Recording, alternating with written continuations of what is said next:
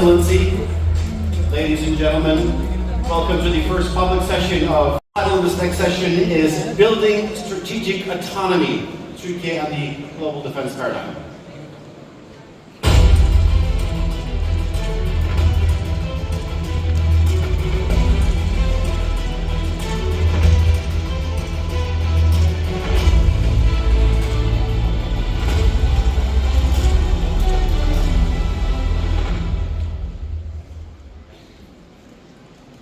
The fact of the matter is, ladies and gentlemen, that we are living in interesting times.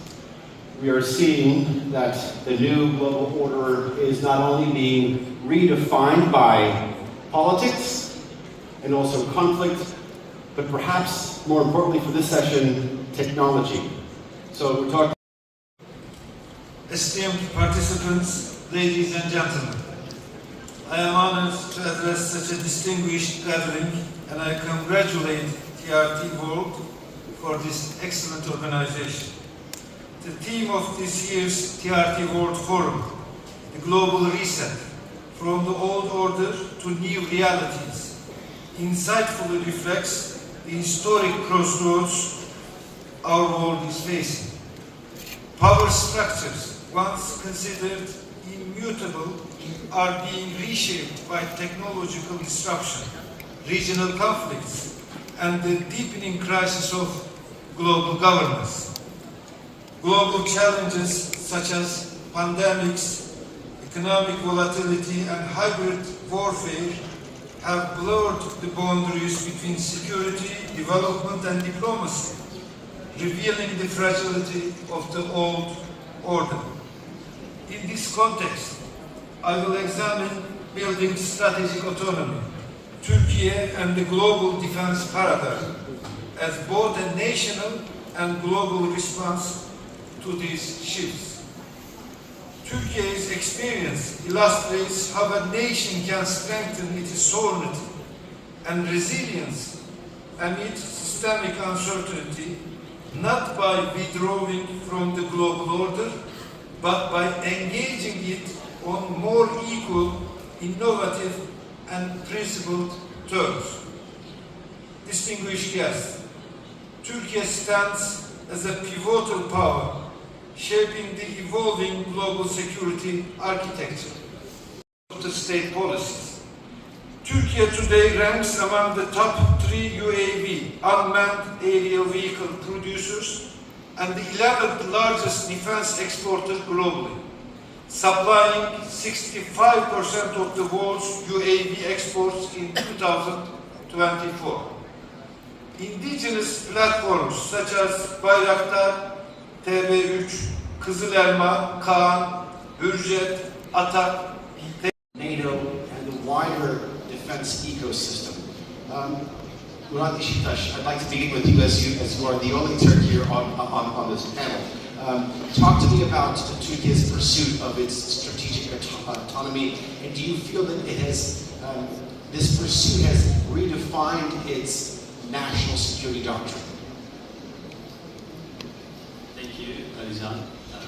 It's a great honor to be here, and it's interesting. The first time we have been discussing the concept of strategic autonomy, and we have been trying to apply the Turkish foreign policy and defense policy maybe over the last decades, but interestingly, it's the first time that official, our Vice President has clearly mentioned that Turkish policy which refers to strategic autonomy. I think this is a great point that I would like to highlight first of all, because many commentators or experts and scholars have been trying to understand Turkey's rise in the defense industry in terms of its impact on regional and global politics with reference to strategic autonomy.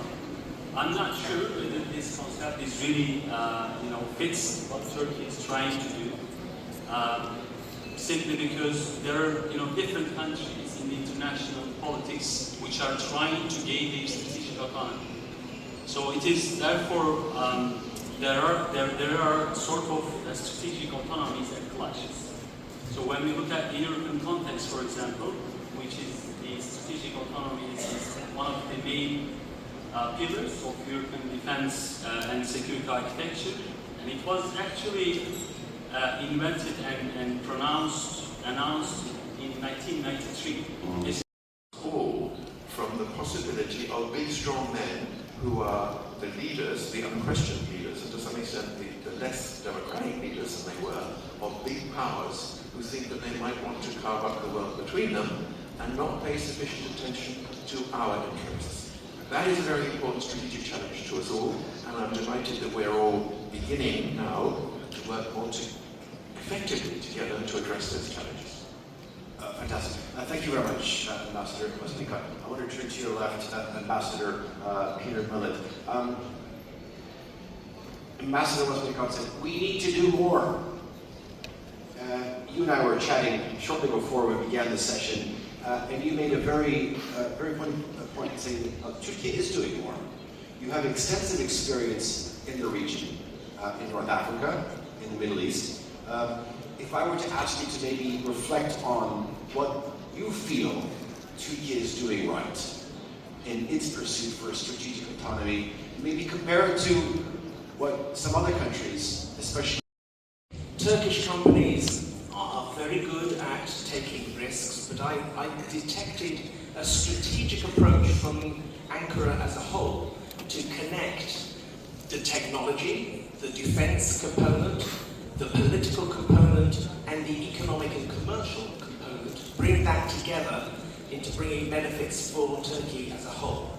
And I think there's certainly scope there for the UK to learn some lessons and to work together with Turkey, not only in Libya, but I think the extension of that into the ceasefire in Gaza, the engagement of Turkey in Syria. I think there is an example which has been deployed in Libya very effectively, which I'm now seeing Turkey deploying in Syria, but also in other parts of the Middle East. And I hope that the British government will be working very closely with your officials in Ankara to achieve that.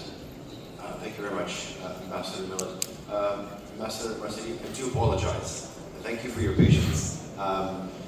You have a lot of experience when it comes to observing and witnessing the evolution when it comes to Turkey's foreign and defense policies. If I were to ask you your take on the country's pursuit of strategic autonomy, maybe some opening remarks from you.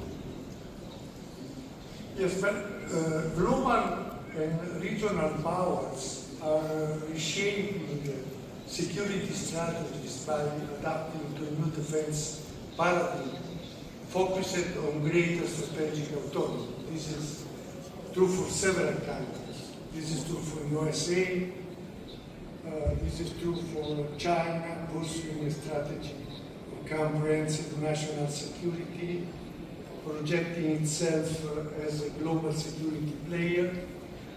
This is true for Russia as well, challenging the existing order by escalating aggressive tactics to counter